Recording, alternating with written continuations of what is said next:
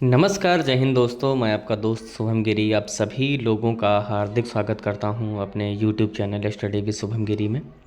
आशा ही नहीं दोस्तों, मुझे पूर्ण विश्वास है जितने भी मेरे EMRS में टीचिंग कर रहे हैं और नॉन टीचिंग कार्य कर रहे भाई बहन हैं, हॉस्टल वार्डन हैं, TGT हैं, PGT हैं, लाइब्रेरियन हैं, अकाउंटेंट हैं, सब ही बहुत ही मज़े से अपने कार्यों को कर रहे होंगे।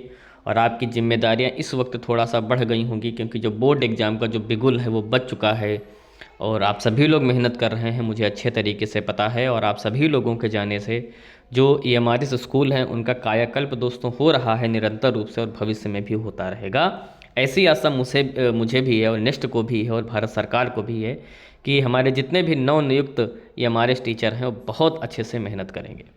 दोस्तों इसी संदर्भ में जो है टीचरों को निर्देश कुछ दिए हैं नेक्स्ट ने, काफ़ी ज़्यादा इम्पॉर्टेंट हैं और काफ़ी सीरियस पॉइंट्स उसमें लिखे गए हैं।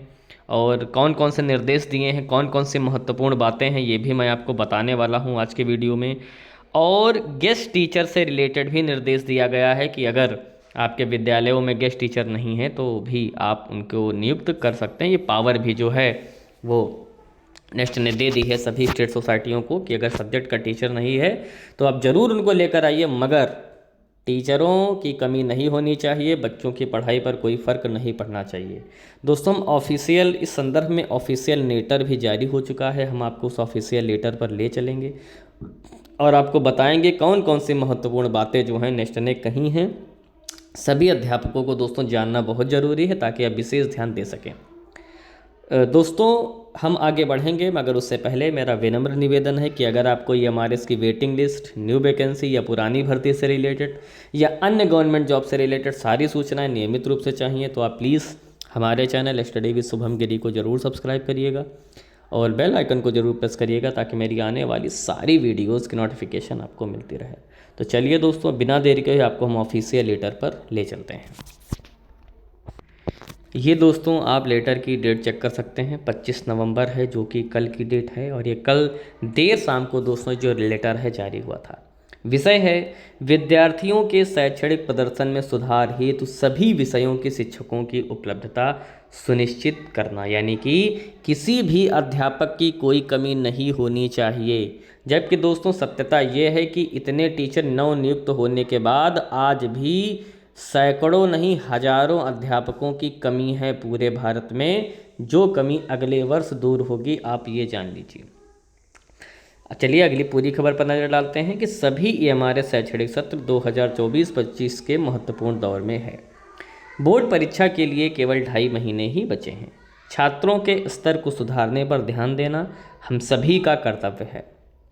यह वह अवधि है जिसमें ज़रूरतमंद छात्रों पर ध्यान केंद्रित किया जाना चाहिए ताकि वे आगामी परीक्षाओं में आत्मविश्वास के साथ प्रदर्शन कर सकें। आवासीय विद्यालय होने के कारण छात्र संदेहों को दूर करने के लिए 24x7 शिक्षकों की सहायता ले सकते हैं। यानी जो भी बच्चे हैं वो जब चाहें शिक्षकों से अपनी समस्याओं को सुलझा सकते हैं। आपसे अनुरोध है कि छात्रों के सामने आने वाली समस्याओं को दूर करने के लिए नेतृत्व की भूमिका निभाएं। यानी आपको एक नेतृत्वकर्ता बनना है। इस समय छात्रों की उचित काउंसलिंग बहुत आवश्यक है, यानी कि भाई हम जान सके छात्रों में क्या कमियां हैं तभी तो उन पर काम करेंगे। यह सभी अभ्यासरत शिक्षकों द्वारा प्राप्त किया जा सकता है जो कक्षा के साथ साथ कक्षा के बाहर भी बातचीत पर ध्यान केंद्रित कर सकते हैं। विभिन्न हितधारकों द्वारा इस कार्यालय को सूचित किया जाता है कि कुछ EMRS में विषय शिक्षकों के पद अभी भी रिक्त हैं। काफ़ी सीट्स खाली हैं दोस्तों, मैं बता दूं आपको। और पाठ्यक्रम पूरा करने के लिए भी शिक्षक उपलब्ध नहीं है। ये दोस्तों है समय, देखिए कि सिलेबस कंप्लीट करने के लिए टीचर नहीं है। नेक्स्ट ने रिक्तियों के विरुद्ध अतिथि शिक्षकों को नियुक्त करने की अनुमति पहले ही दे दी थी कि जो भी टीचर की कमी है उसको आप पूरा कीजिए ताकि शैक्षणिक गतिविधियां प्रभावित ना हों। यदि विषय शिक्षक उपलब्ध नहीं है तो आपको अपने स्तर पर अतिथि शिक्षकों को नियुक्त करने की अनुमति है, यानी आप गेस्ट टीचर को नियुक्त करिए ताकि यह सुनिश्चित किया जा सके कि पाठ्यक्रम पूरा हो, मूल्यांकन किया जाए और छात्रों को शैक्षणिक उपलब्धि के लिए उचित मार्गदर्शन किया जाए, यानी अच्छा गाइडेंस जो है दिया जाए।